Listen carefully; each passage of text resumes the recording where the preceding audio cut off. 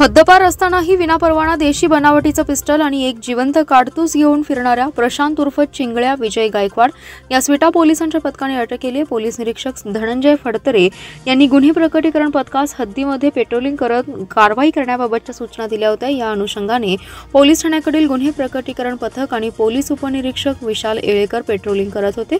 यावेळी हद्दपार असलेला प्रशांत उर्फ चिंगळ्या गायकवाड हा नेवरी रस्त्याने विटा शहराकडे येत असल्याची माहिती पथकातील पोलीस हेड कॉन्स्टेबल उत्तम माळी आणि प्रमोद साखरपे यांना मिळाली होती. पथक पेट्रोलिंग करत असताना सिद्धिविनायक सृष्टी कमानीजवळ हद्दपार असलेला प्रशांत उर्फ चिंगळ्या गायकवाड हा दिसला.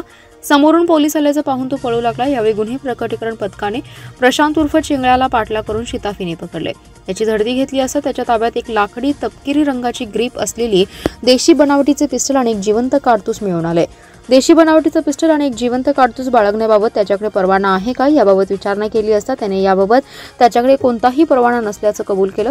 दरम्यान प्रशांत उर्फ चिंगळ्या विजय गायकवाड यास अटक करण्यात आली आहे.